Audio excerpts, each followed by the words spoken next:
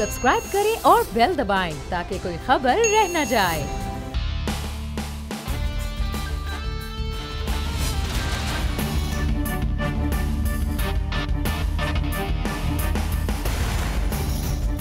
नए साल का आगाज हो गया है सन 2019 और 2019 में special report with Mudassar Iqbal में आपको खुश आमदीद कहते हैं। हम कोशिश करेंगे पिछले साल की तरह कुछ ऐसी खबरें आपको ज़रूर दें जो शायद आपने पहले नहीं जान रहे होते। उन बातों पर तज्जिया ज़रूर हो जिनसे आपको कुछ ना कुछ फ़ायदा ज़रूर हो रहा होता है। नए साल है, नया आज़म है। Special report with Mudassar Iqbal में आज हम ये ज़रूर बात करेंगे कि नए साल में गरीब आदमी के लिए, पाकिस्तानी शहरी के लिए क्या कुछ बदलने वाला है। नए साल के आगाज़ में ही आज सुबह से जो खबरें सामने आ रही थी शायद वो आवाम के लिए नहीं बल्कि सियासत के ऐवान से ज़्यादा आ रही थी।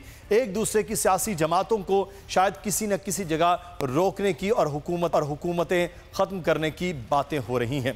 क्या वजह है कि पाकिस्तान तहरीक इंसाफ सिंध में पाकिस्तान पीपल्स पार्टी की हुकूमत को ख़त्म करने, कभी गवर्नर राज की बातें करने पर क्यों लगी हुई है। और अगले ही दिन हमने ये देखा कि पाकिस्तान पीपल्स पार्टी ने भी वही बात की कि ऐवान के अंदर सिर्फ 4 सीटों पर खड़ा हुआ वज़ीर आज़म ख़त्म हो सकता है किसी भी वक्त। पाकिस्तान मुस्लिम नून भी पीछे नहीं रही, यही बात की गई। अभी जमहूरियत का आगाज़ हुआ, अभी आगाज़ है इस पार्लिमानी साल का, तो क्या वजह है कि एक दूसरे के लिए इतनी मुश्किलात पैदा कर रही हैं।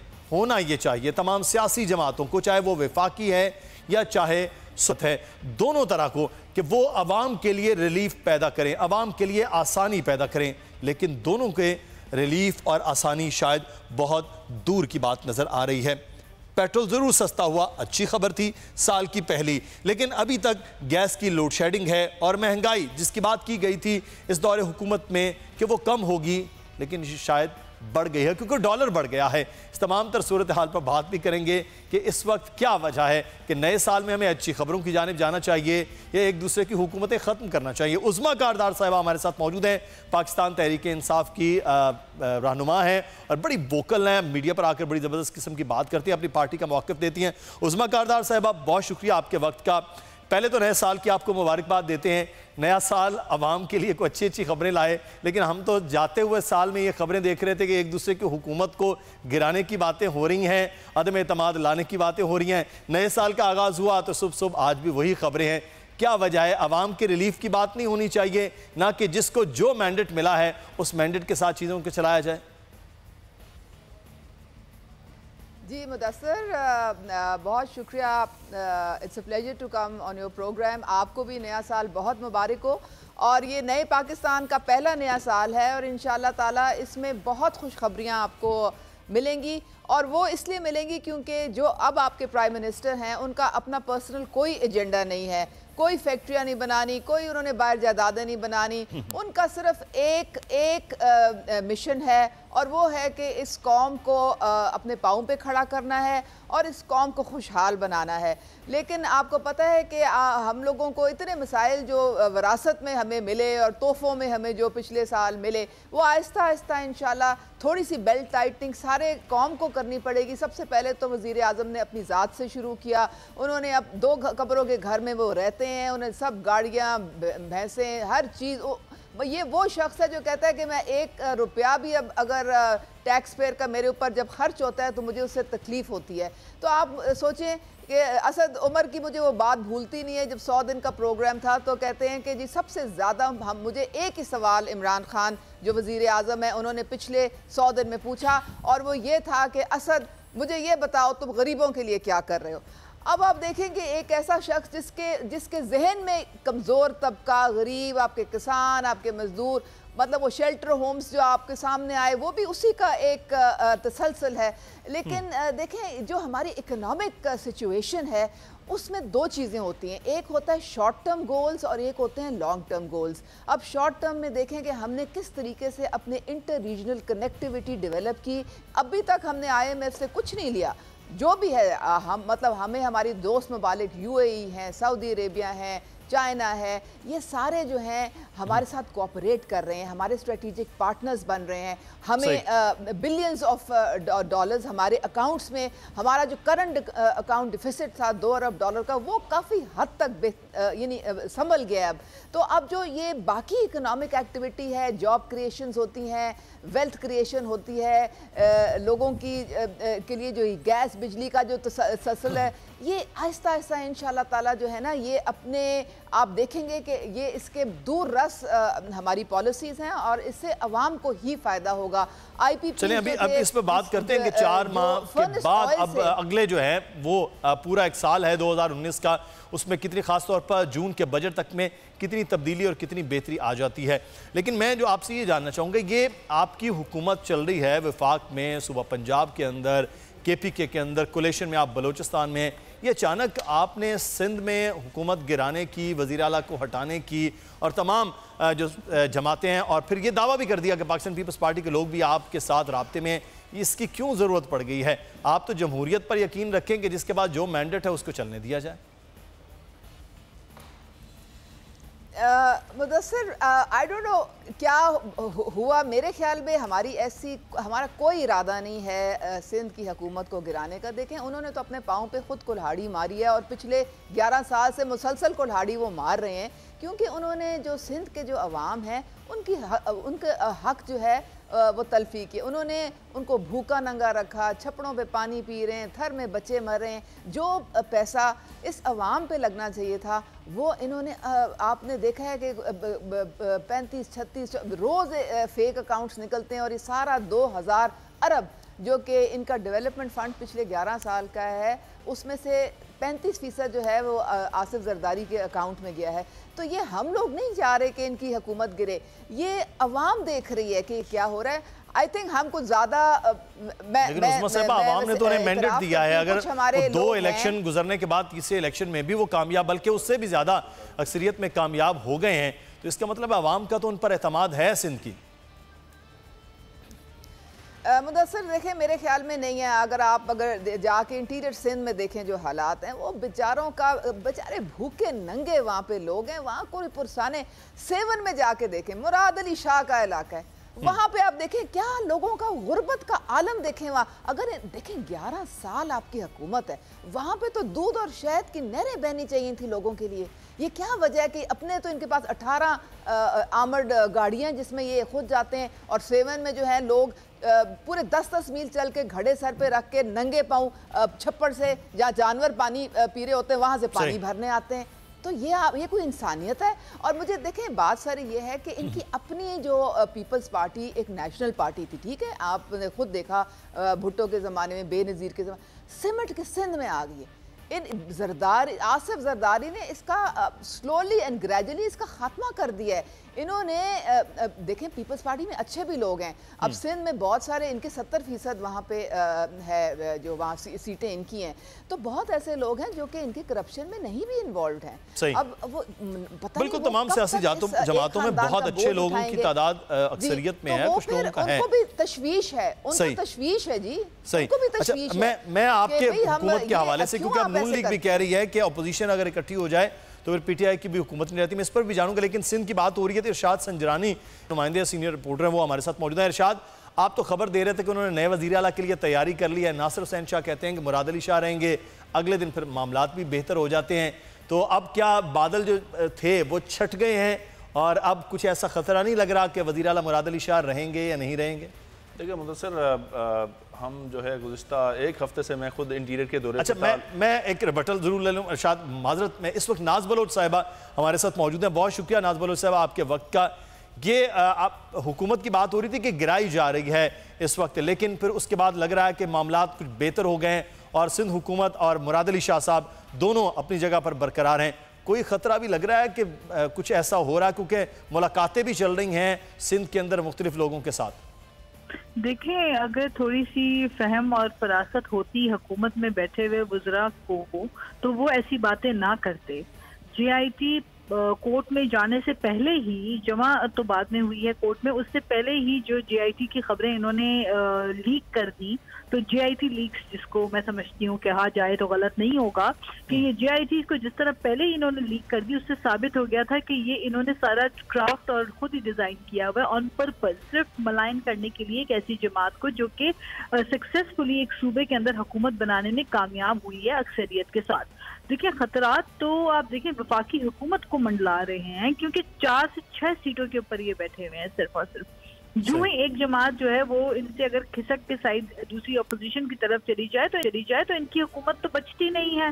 तो बजाय उधर सस्टेन करने की और अपनी कारकर्दगी और परफॉर्मेंस को बेहतर करने के, ये जो इन्होंने गुन गा रहे हैं कि जी हम करप्शन का मैंडेट लेकर आए हैं और फिर जिसको भी चाहे मुंह भर के गाली दे के करप्ट ये साबित करवाने पे तुले हुए हैं, ऐसे नहीं होता है। कि बनाना रिपब्लिक नहीं है। JIT की बुनियाद के ऊपर किसी को सजाएं नहीं दे दी जाती जब तक प्रूफ नहीं होता, ट्रायल होता है।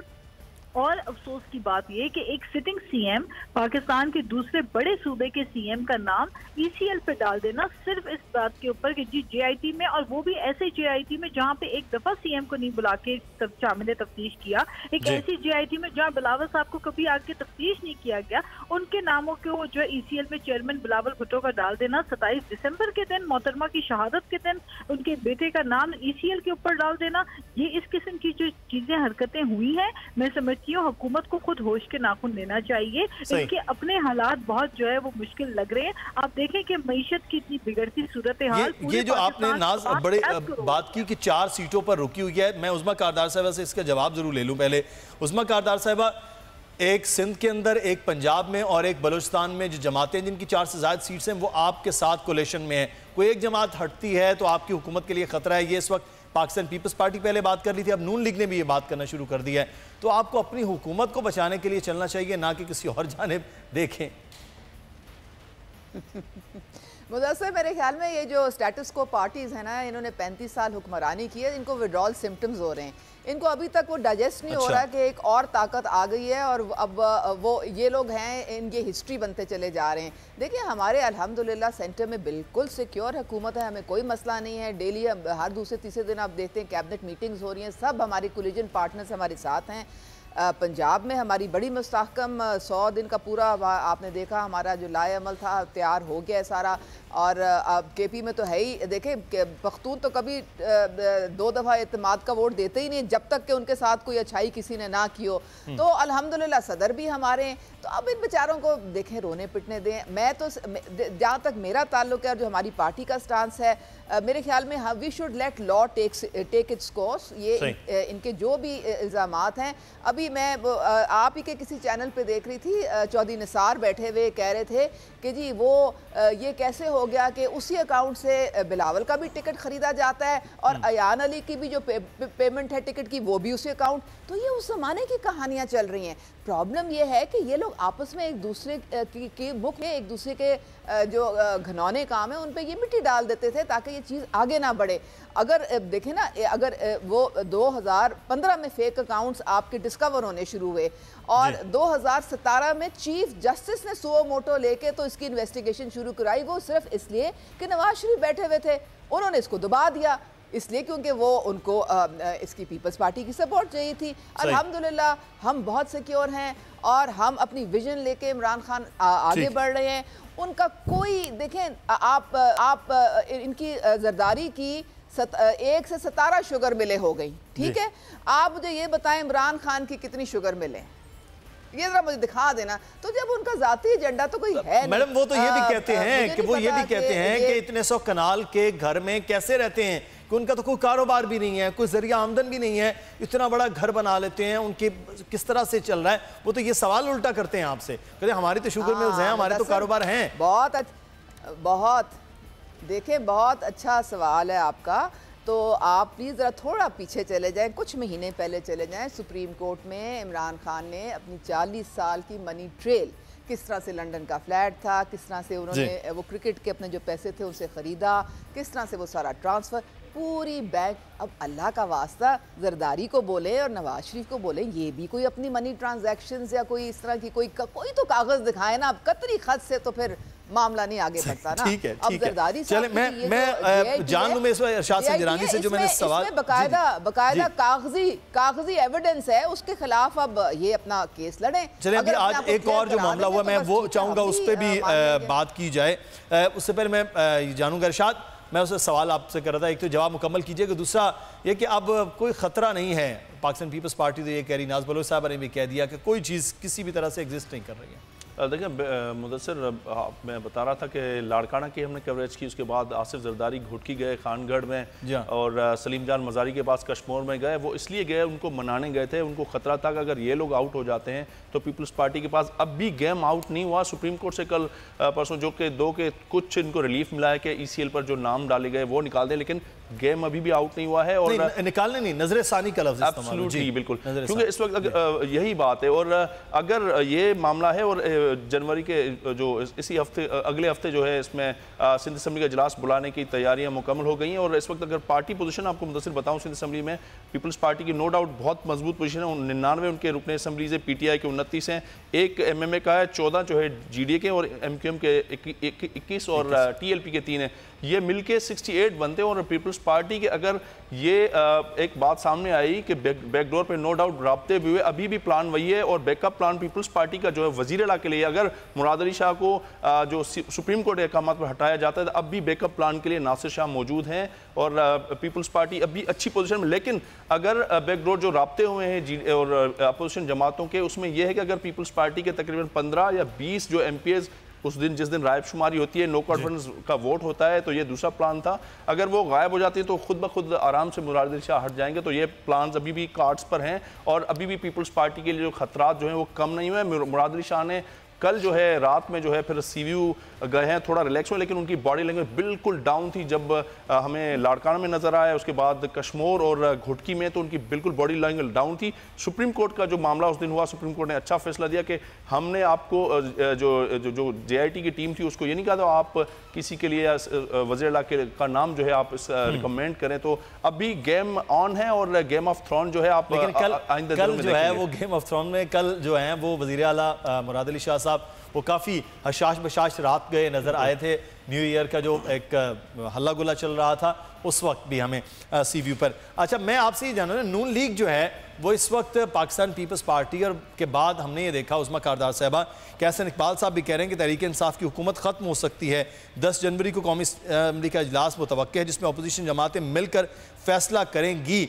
कि एहसन इकबाल ने यह भी कहा कि पीपल्स पार्टी को कहा कि अगर संजीदा है तो सेनेट में जमहूरी तरीके से इंतखाब का रास्ता यकीनी बनाएं। तो फिर ये मामला तो कहीं ना कहीं कुछ ना कुछ अगर आपकी जानिब से हो सकते हैं तो अपोजिशन जमातें भी कहीं ना कहीं इकट्ठी तो हो सकती हैं। तो ये जो पार्लियामान के अंदर गेम करने की बजाय सारा फोकस आवाम की फलाह के लिए, अवामी मनसूबों के लिए, उधर फोकस नहीं होना चाहिए जमात का? जी देखें मुदस्सर, आप बिल्कुल सही कह रहे हैं कि हम इन ऐवानों में जो बैठे हुए हैं ये टैक्सपेयर के पैसे से हम बैठे हुए हैं। वो हमारी सारी तनख्वाहें, हमारी मुराद, ये जितनी भी आप इनकी जो सारी जो इनको फैसिलिटीज़ हैं वो टैक्सपेयर के पैसे से ही पे की जा रही हैं।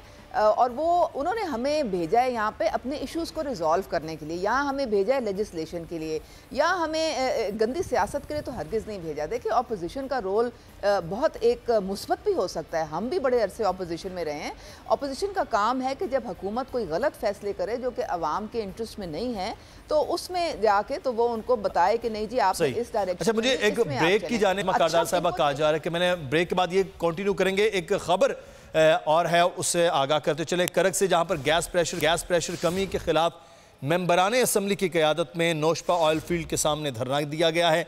एहतजाज में कोहार डिवीजन से मुंतखब MPs शामिल हैं। मुजाहिरीन ने ऑयल फील्ड के मेन गेट के सामने धरना दिया है। नौशपा ऑयल फील्ड से तेल की सप्लाई और टैंकर्स की आमद और रफ्त मुअत्तल हुई है। तो ये एहतजाज के लिए जो करक में यहाँ पर असम्बली के जो MPs हैं वो एहतजाज करें। यहाँ पर हमें एक ब्रेक लेना है, ब्रेक के बाद वापस आएंगे, फिर मजीद बात होगी। जो उस्मा कारदार साहब हमारे साथ मौजूद हैं, इरशाद संजरानी भी हमारे साथ है।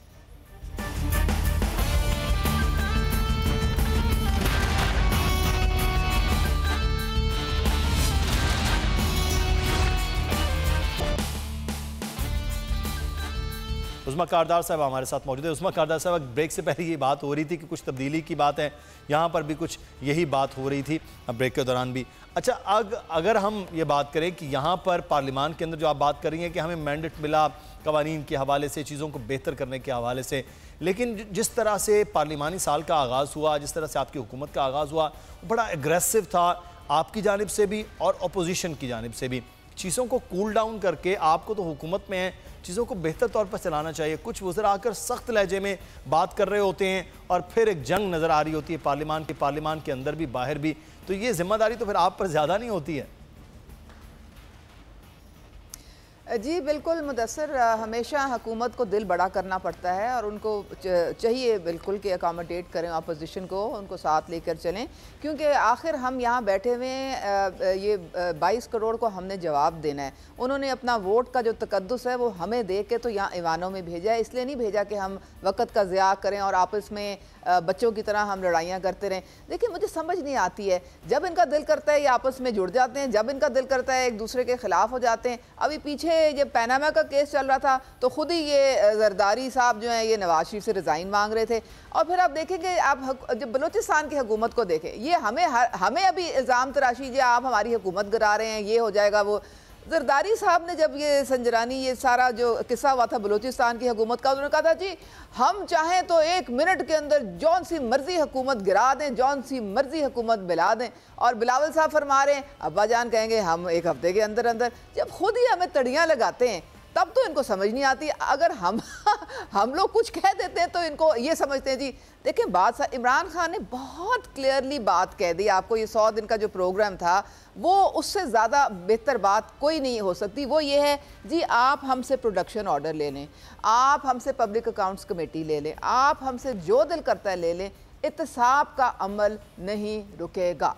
और यही मसला है यहाँ पे, क्योंकि पहली दफ़ा ताकतवर का पाकिस्तान में एहतसाब हो रहा है। इससे पहले तो मुदस्सर मुझे आप बता दें किसका एहतसाब हुआ है? इन्होंने जो स्याह किया, सफ़ेद किया, इनको कोई पूछने वाला ही नहीं था। तो अब लेकिन एहतसाब तो वो कह रहे हैं कि बड़ा सिलेक्टिव हो रहा है ना, वो पीटीआई के लोगों के लिए तो एहतसाब का तरीकाकार मुख्तलिफ है, पीपल्स पार्टी और नून लीग के लिए मुख्तलिफ है। देखें जी, इमरान खान जो हैं प्राइम मिनिस्टर हैं, उनकी ज़ीरो टॉलरेंस है as far as corruption is concern, चाहे उनकी अपनी पार्टी हो या कोई और हो। आपने देखा है कि एडवाइज़र उनके थे बाबर अवान, अभी रेफरेंस उनका दायर हुआ है, उन्होंने उसमें से इस्तीफ़ा दिया, सवाती ने इस्तीफ़ा दिया। जाके मतलब ये अब आप जहांगीर तरीन का तो देख ही रहे। इमरान खान ने कोई इंटरवेंशन की, किसी को रोका? अब जुल्फ़ी बुखारी का नाम जो ECL पे था, इमरान खान ने कहा FIA को कि जिसका नाम निकाल दो? हरगिज़ नहीं कहा। वो तो सुप्रीम कोर्ट से जब क्लियर हुए हैं तो उनका नाम निकला है। तो Imran Khan is not going to interfere. अगर उनकी अपनी पार्टी में कोई बंदा पकड़ा जाता है तो वो अकाउंटेबल है, उसको जवाब देना पड़ेगा। और उसको अगर वो नैब के उस पर रेफरेंस कोई आता है तो फिर रिज़ाइन भी करना पड़ेगा। इमरान खान ने तो अपनी बहन के मामले में एक लफ्ज़ नहीं बोला, वो आज भी पेशी भुगत के आ रही हैं सुप्रीम कोर्ट में। पहले तो किसी एतवार में उन्होंने भुगती, इमरान जब उनका भाई प्राइम मिनिस्टर बना तो वो रोज़ उनकी पेशियाँ हो रही हैं। तो ये इसे कहते हैं नया पाकिस्तान, रूल ऑफ लॉ इसे कहते हैं। सही, चले आप let law take its own course. चलें अब ये देख रहे हैं कि जो रूल ऑफ लॉ की वज़ीर आज़म साहब ने पहले दिन बात की है, एहतसाब के अमल की बात की है, वो कितना बेहतर और कितना जानदार वो जारी और सारी रहता है। बहुत शुक्रिया उस्मा कारदार साहबा, आपने हमें वक्त दिया। फिर भी आपसे बात होती रहेगी, फिर भी उसके हवाले से आप बात करते रहेंगे। एक और बड़ा अहम मामला है और उस पर हम बात करेंगे इस वक्त। कैंटी नारकोटिक्स फोर्स का तालीमी इदारों में मनशियात फरोशी के खिलाफ क्रैक डाउन किया गया है। तालीमी इदारों के बाहर से 5 मनशियात फरोश भी गिरफ्तार किए गए हैं। साथ साथ आपको बताएं कि छापे कराची, सक्खर और हैदराबाद के तालीमी इदारों के बाहर मारे गए हैं। तो कराची और बाकी इंटीरियर सिंध के अंदर ये कार्रवाइयाँ की गई हैं। इस वक्त हमारे साथ मौजूद हैं हमारे नुमाइंदे शुएब बरनी। शुएब, ये तालीमी इदारों के अंदर मनशियात जाती है और मुख्तलिफ़ अक़साम की नई से नई चीज़ें हैं और पकड़ी जा रही है, बाहर से जैसे गिरफ्तारियां हो रही हैं। ये अमल बहुत पहले से चल रहा था, अभी भी ये चल रहा है, बीच में कुछ तेज़ी भी आ रही होती है। कोई मैकेनिज़्म कुछ बना है या सिर्फ ऐसी कार्रवाइयाँ हैं और कार्रवाइयों के बाद गिरफ्तारियाँ और फिर से वही मामला? जी मुदस्सिर, बिल्कुल आपने सही निशानदेही करी, लेकिन देखने में यह आ रहा है गुज़िश्ता 2 साल के दौरान कराची के तालीमी इदारों में मंशियात का इस्तेमाल नौजवान नस्ल में बहुत तेज़ी के साथ फैल रहा है।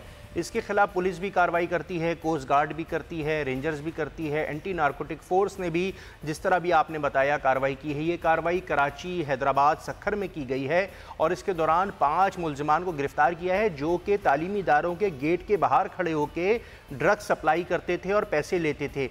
कराची में क्लिफ्टन में भी पिछले दिनों एक ऐसा वाक़या पेश आया है जिसकी निशानदेही की गई कि जो एक मौलिक नशा नया चल रहा है, आइस का उसका नाम है और वो इंतहाई महंगा नशा है। जिस तरह चरस और अफीम, हीरोइन ये तो पहले मशहूर नशे थे, लेकिन इस वक्त एक आइस का नशा ऐसा है जो कि अमीर माँ बाप की औलाद बच्चे हम देख रहे हैं कि वो इस्तेमाल कर रहे हैं और इससे पूरी नस्ल तबाह हो रही है। इस पे पुलिस भी काम कर रही है, एंटी नारकोटिक फोर्स भी काम कर रही है, लेकिन कराची के तालीमी इदारों और ख़ासकर जो प्राइवेट कॉलेजेस हैं, जो इंटरमीडिएट कॉलेजेस हैं, जो यूनिवर्सिटीज़ हैं, उनमें ये बहुत तेज़ी के साथ सराहियत कर रहा है। हमने ऐसे कई मुल्ज़मान देखे हैं जो कि खाते पीते घरानों से ताल्लुक़ रखते हैं, लेकिन वो अपने अखराजात को बढ़ाने के लिए ये नशा फ़रोग़ करते हैं।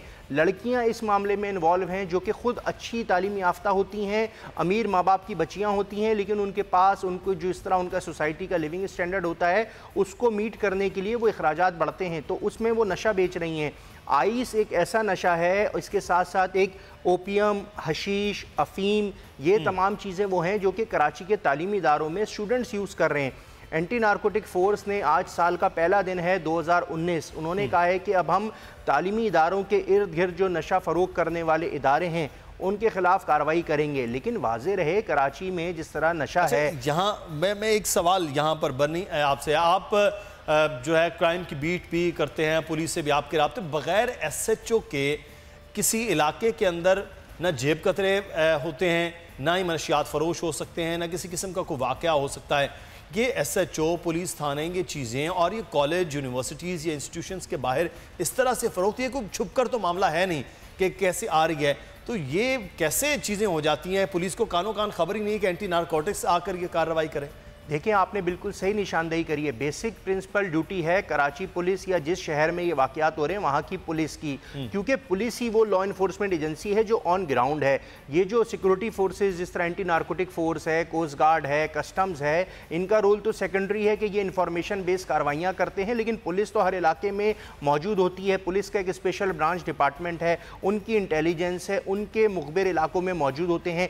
तालीमी इदारों में हम अगर कराची की से बात कर लें, डिफेंस क्लिफ्टन में ASP क्लिफ्टन है सुहाय अजीज, वो बताती हैं कि क्रिस्टल खुलेआम बिक रही है। क्रिस्टल को कोई और की क्रिस्टल कोई ऐसी चीज नहीं है कि 150 रुपए में कोई नौजवान स्टूडेंट खरीद के पी ले।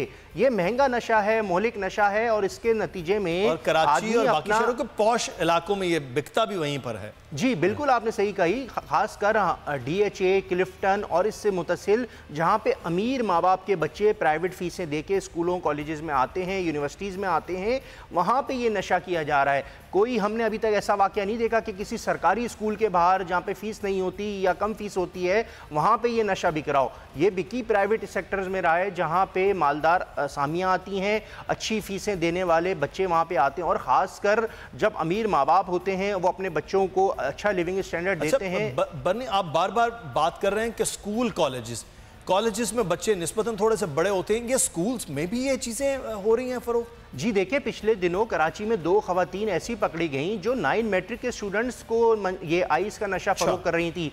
एक उसमें ऐसी शख्सियत सामने आई जो कि बताया जाता था कि किसी टीवी चैनल से पहले वाबस्ता रही, पुलिस क्योंकि उनको रोकती नहीं थी मीडिया की शख्सियत होने की वजह से, अपने मियाँ के साथ वो इस वारदात में थी। ASP क्लिफ्टन सुहाय अजीज ने उस पर प्रेस कॉन्फ्रेंस भी की थी। वो अपने अखराजात पूरे करने के लिए क्रिस्टल फरोख्त कर रही थी। चरस तो पहले ही शहर में कराची के मुख्तलिफ इलाकों में खुलेआम बिकती है। आप किसी भी नदी के नीचे चले जाएं आपको हेरोइन बैठे हुए दिखाई देते हैं। लेकिन ये जो तालीमी इदारों को और आपकी जब इंटरमीडिएट, ग्रेजुएशन और मास्टर्स के स्टूडेंट्स को नशा दिया जाएगा तो हमारी नौजवान नस्ल का क्या हाल होगा। पहले ही पाकिस्तान में या कराची में जो है नशे को अभी तक रोकने में कानून नाफिज करने वाले इदारे अपने इकदाम करते हैं, लेकिन वो पूरी तरह नहीं रोक सकते। समंदर के जरिए कराची में कितना नशा ऑफिसर हैं, काबिल ऑफिसर हैं, लेकिन उसके बावजूद उनका ये इलाका है क्योंकि वो इस इलाके के पूरी SP हैं, तो यहाँ पर फिर भी कार्रवाइयाँ नहीं हो रही हैं, खुलेआम ये चीज़ें बिक रही हैं। प्रेस कॉन्फ्रेंस में और चीज़ों में तो वो बता रही हैं, लेकिन उसके बावजूद कार्रवाइयाँ फिर क्यों नहीं कर रहे हैं? मुदस्सिर, एक नशा तो अभी हमने डिस्कस कर लिया, एक ऐसा नशा है जो कि टैबलेट्स के जरिए किया जा रहा है। ये खासकर कराची में खवातीन जो नौजवान नस्ल है, आप इस वक्त प्रोग्राम में बहुत खौफनाक बातें कर रहे हैं और मुझे ये सुन के डर लग रहा है, तो देखने वालों के लिए तो ये और खौफनाक चीज़ है। लेकिन ये हकीकत है, मैं रोजाना की बुनियाद पे इस तरह के वाकयात देखता हूँ, रिपोर्ट करता हूँ। मैं कोई ऐसी बात नहीं कर रहा जो कि कराची में रिपोर्ट नहीं हो रही। हम देखते हैं कि ये जो कराची एयरपोर्ट से जब गैर मुल्की आते हैं जाते हैं, उसके जरिए कैप्सूल्स के जरिए स्मगलिंग होती है, उसमें ड्रग्स शामिल होती है। वो उसे भी आए दिन एंटी नार्कोटिक्स फोर्स पकड़ती है, वो पूरे ड्रग्स वो खा लेते हैं और वहाँ जाके उनको उसमें हीरोइन मौजूद होती है, मुख्तलिफ मोहलिक नशा होते हैं। इस वक्त जैसे कि पहले लियारी के इलाके में एक तरियाक का नशा होता था, वो करने के बाद लोग अपने सेंसस खो देते थे, उनको बिल्कुल इख्तियार नहीं रहता था और उनसे आप कोई भी दहशतगर्दी का काम करवा लें तो वो कर देते थे। इसके साथ साथ पहले ही जिस तरह शहर में चर्स, हीरोइन का काम है, अभी जैसे न्यू ईयर गुजरा है तो शहर में हमने कार्रवाइयाँ देखी, शराब के खिलाफ पुलिस के या रेंजर्स के इकदाम या दीगर लॉ इन्फोर्समेंट एजेंसीज़ के इकदाम आए। लेकिन सबसे ख़तरनाक ये क्रिस्टल है, इसको लोग एज अ ट्रेंड और एज अ मॉडल ले रहे हैं कि ये हम अच्छा नशा कर रहे हैं। हालांकि ये अच्छा नशा नहीं है, इसके नतीजे में नुकसान हो रहा है और ख़ासकर जो स्टूडेंट 14 ईयर्स 16 ईयर्स की एजुकेशन में है वो तबाह हो रहा है। तो ये हमारे पाकिस्तान का मुस्तकबिल तबाह हो रहा है। 1.5 साल पहले करीब, अगर मैं गलत हूं तो तस्दीक भी कीजिएगा, पूरा ये स्कैम था जो बाकायदा बताया गया जी पूरा है कुछ नेटवर्क्स के बारे में, और ये कहा गया कि सोशल मीडिया फेसबुक के थ्रू भी ये बाकायदा बेचे जा रही थी कराची के अंदर। तो उसके बाद कुछ ऐसी गिरफ्तारियां, कुछ ऐसा मामला नहीं हुआ कि इस नेटवर्क को, इस चीज़ों को कुछ तोड़ा जा सके? जी मुदस्सिर, बिल्कुल पिछले दिनों कोई अब से कोई 1 महीने पहले मैंने एक प्रेस कॉन्फ्रेंस कवर करी थी एसपी क्लिफ्टन की ही। उसमें उन्होंने कहा कि बाकायदा फेसबुक पे एक पेज है, वहाँ पे पेज पे आप जाएं, वहाँ पे आप मेंबर बन जाएं, उसके बाद वो वहाँ पे जो है पार्टीज़ वगैरह का अरेंजमेंट होता है, लेकिन उस पार्टीज़ की आड़ में ये नशा ही फ़रोख्त होता है। बेसिकली ये आइस और जो एम्फिथाइन और जो दीगर ये जो टैबलेट्स हैं जो कि महंगे नशे हैं, ये फ़रोख्त हो रहे हैं। ये कोई रोड पे जो जिस तरह आम हम देखते हैं कि कराची में चर्स या इस तरह का कोई नशा नहीं है, ये महंगा नशा है। इसको लेने के लिए आपकी जेब में कम से कम भी 2000 रुपये होने चाहिए। ये कोई 25, 30, 40 रुपये में कोई जैसे चर्स की रॉड आ जाती है 40 रुपये या 60 रुपए की, ये उस तरह का नशा नहीं है। तो ये एक भयानक चीज़ है, लेकिन इस पे लॉ इन्फोर्समेंट को चाहिए कि नौजवान नस्ल को, पढ़ी लिखी नौजवान नस्ल को, जो कि इसे एज अ फैशन अपना रहे हैं, एज अ फैशन ये नशा किया जा रहा है, मैं आपको ये बात कह रहा हूँ। तो ये बड़ा अहम मामला है, लेकिन जो लॉ इन्फोर्समेंट एजेंसीज के हवाले से हम बात कर रहे हैं, हम पुलिस की बात कर रहे हैं, उससे भी पहले बरनी ये वालिदैन की जिम्मेदारी शायद सबसे ज़्यादा है कि जो स्कूल या कॉलेज जा रहे हैं, यूनिवर्सिटीज़ जा रहे हैं अपने बच्चों के, उनको ज़रूर चेक किया जाए, उन पर नज़र रखी जाए कि वो क्या कर रहे हैं, उनके दोस्त क्या कैसे हैं, क्या चीज़ें हो रही हैं। ये पाकिस्तान का मुस्तकबिल है। अगर ये इस तरह के नशे के हाथों अगर ये ख़त्म होना है तो खुदारा आप अपने बच्चों के लिए ज़रूर कोशिश करें। आप ज़रूर बहुत से काम कर रहे होंगे, मसरूफ़ होंगे अपनी निजी ज़िंदगियों में, अपने कारोबार में, अपने मामलात में, लेकिन अपने बच्चों के लिए, अपनी ज़िंदगियों के लिए ज़रूर जो है वो वक्त निकालिए। बहुत शुक्रिया शोएब बरनी, हमें आगा बहुत ख़तरनाक ये गुफ्तगू हो रही थी और डर और खौफ आ रहा था कि किस तरह से पाकिस्तान के बच्चे और बच्चियां जो मुस्तकबिल है वो खौफनाक जगहों पर जा रहे हैं। आगे बढ़ेंगे और कुछ बात करेंगे अब खेल के मैदान से। खेल का मैदान इसलिए भी बड़ा ज़रूरी है कि अगर खेल के मैदान एक्टिव होंगे, आबाद होंगे, तो इस किस्म की एक्टिविटीज़ जो अभी कुछ ही देर पहले शोएब बरनी हमारे साथ मौजूद है वो बता रहे थे, वो कम से कम होंगी। लेकिन खेल के मैदान से अच्छी खबर यह है कि पाकिस्तान जो पहले T20 पे टॉप पर है, T20 के 2020 का 2020 के वर्ल्ड कप के लिए उसकी सिलेक्शन भी होगी। एजाज वसीम बाकरी इस वक्त हमारे साथ मौजूद हैं, हमारे स्पोर्ट्स रिपोर्टर जो हमारे साथ अक्सर हमारे प्रोग्राम में होते हैं। एजाज, बहुत शुक्रिया, नए साल की आपको मुबारक हो। ये नए साल की पहली अच्छी खबर है, लेकिन पाकिस्तान तो ऑलरेडी टॉप पोजीशन पर है, उसके लिए तो कोई मसला नहीं था। तो बाकी टीम्स का क्या ग्राफ होगा, क्या मामलात होंगे इस वर्ल्ड कप के? देखिए मुदस्सिर, 2020 का जो 2020 वर्ल्ड कप है, ये 2020 के अंदर ऑस्ट्रेलिया में खेला जा रहा है और ऑस्ट्रेलिया को इसकी मेज़बानी आईसीसी ने पहले से दे रखी है। इसकी जो टॉप जो 8 टीमें हैं उनको आईसीसी ने आज ऐलान किया है कि वो वर्ल्ड कप में बरह रास्त क्वालिफाई कर चुके हैं। क्योंकि पाकिस्तान रैंकिंग में पहले नंबर पर है तो पाकिस्तानी टीम बआसानी वर्ल्ड कप के लिए क्वालिफाई करने में कामयाब होगी। और उसके साथ Bharat, south Africa, Australia, England, New Zealand, West Indies और अफगानिस्तान, ये टीमें भी बरह रास्त 2020 के वर्ल्ड कप के लिए क्वालिफाई करने में कामयाब हो गई हैं। अलबत्ता 2013 की T20 चैंपियन श्रीलंका और बांग्लादेश की टीमें ये वर्ल्ड कप के लिए बरह रास्त क्वालिफाई करने में नाकाम हो गई हैं। और ये दोनों टीमें इसी साल 2019 में मिड 2019 में आईसीसी इनके लिए एक क्वालिफाइंग राउंड अरेंज करेगा, जहां पर ये एसोसिएटेड टीमें हैं उनके साथ खेलेंगी और देखना पड़ेगा कि श्रीलंकन टीम क्योंकि बहुत गर्दाब और मुश्किलात का शिकार है। श्रीलंकन क्रिकेट बोर्ड को आईसीसी ने सबसे करप्ट तरीन क्रिकेटिंग नेशन भी आज करार दिया है, तो श्रीलंका वर्ल्ड कप के लिए क्वालिफाई नहीं कर सका। पाकिस्तान क्योंकि 17 मैच जीता 2018 में, तो सरफराज की टीम को क्रेडिट जाता है कि पहली पोजीशन भी बरकरार है और बराह रास्त वर्ल्ड कप के लिए भी क्वालिफाई कर लिया। तो जो टीम इस वक्त टीम सेटअप चल रहा है T20 की मैं अगर बात करूं एजाज, तो वही सेटअप आपको लग रहा है कि उसी तरह से चलता हुआ जाएगा पाकिस्तान का, या कुछ तब्दीलियां आने वाले वक्त में आप देख रहे हैं कि हो सकती हैं? बड़ी मेजर पाकिस्तान की T20 की परफॉर्मेंस बहुत जबरदस्त है। हमने 2018 में 17 T20 मैचेस खेले, तमाम जीते। अब जो प्रॉब्लम आ रही है पाकिस्तानी टीम को, हम सबको लग रही है, वो टेस्ट क्रिकेट है, क्योंकि T20 के बेस्ट प्लेयर हमने शादाब T20 के बेस्ट थे, उनको टेस्ट खिला दिया। T20 में हसन बेस्ट थे, उनको टेस्ट खिला दिया। तो T20 की परफॉर्मेंस बहुत बेहतर है पाकिस्तानी टीम की। सही। अच्छा, लेकिन एजाज अब चले, आपने टेस्ट की बात कर ली है, तो अब टेस्ट, अगले टेस्ट के हवाले से क्या चीज़ें, क्या प्लान हो रहा है? T20 के लिए तो बड़ी अच्छी खबर है, बहुत ज़बरदस्त टीम है, उसी टीम का कैप्टन जो है जिसकी एक्सपर्टीज़ हैं कि T20 उसको टेस्ट का कप्तान बना दिया। 12 बाकी खिलाड़ी भी उनके साथ हैं, तो टेस्ट के लिए अब क्या तैयारी हो रही है सेकंड टेस्ट की?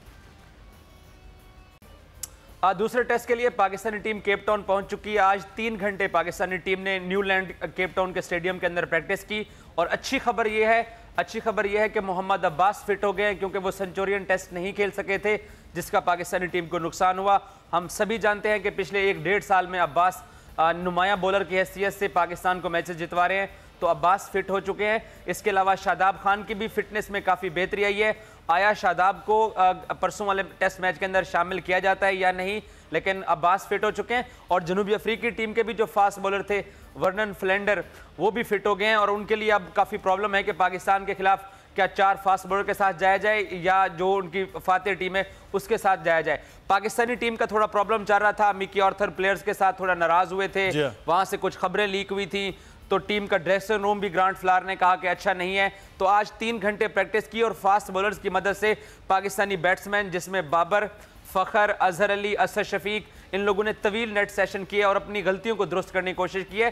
तो उम्मीद कर सकते हैं अब्बास के आने से और सेंचुरियन टेस्ट की जो गलतियां हैं उससे पाकिस्तानी टीम ने काफी कुछ सीखा होगा, और दूसरे टेस्ट में जीत की तवक्को की जा सकती है। जीत की आप तवक्को की बात कर रहे हैं, क्या इस वक्त टीम कॉम्बिनेशन और जो प्लेयर्स हैं, आपको लग रहा है कि साउथ अफ्रीका जैसी टीम को वो टफ टाइम दे सकते हैं या हरा सकते हैं? चलें हम टफ टाइम से आगे की बात करते हैं, हरा सकते हैं, क्या हम वाकई उस पोजीशन में हैं on a real ground?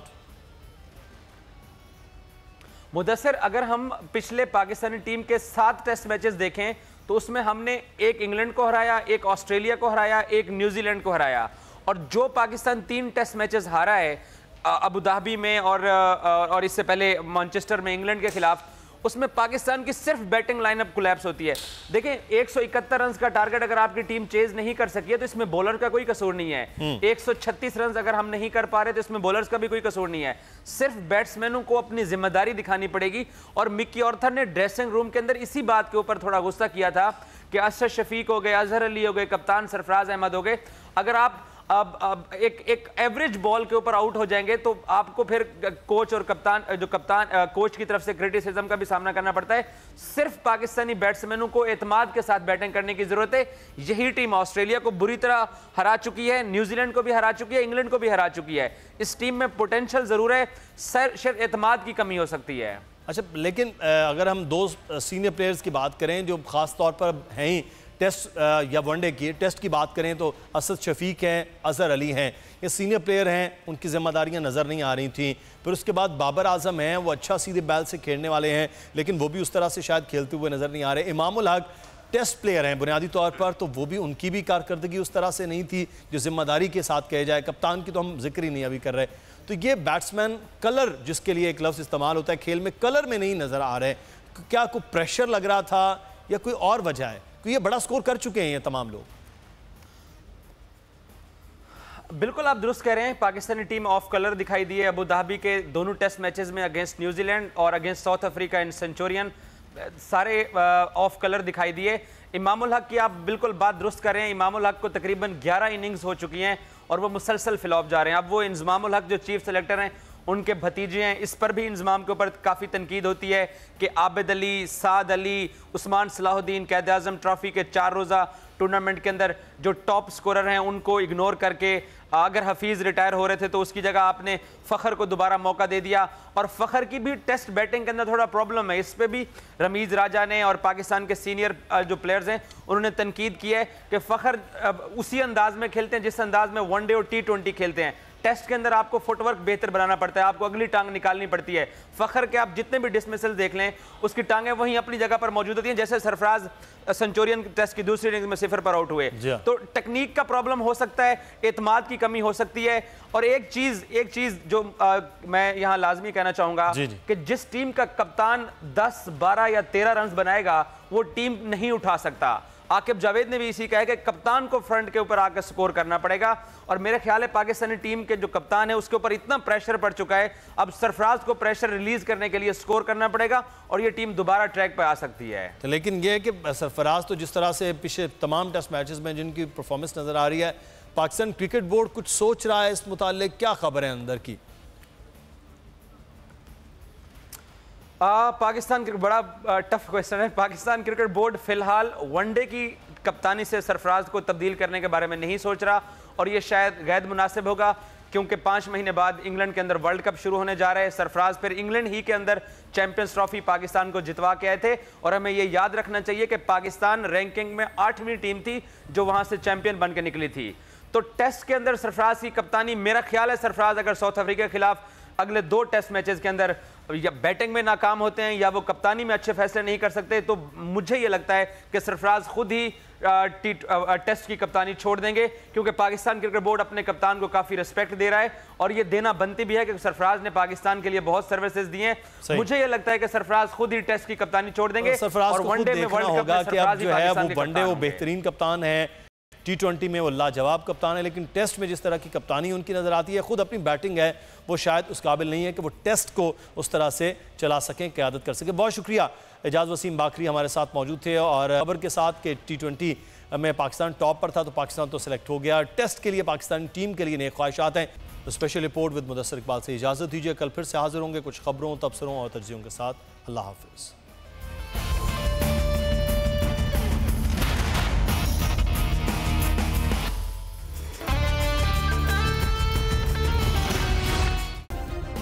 Subscribe करें और बेल दबाएं ताकि कोई खबर रह न जाए।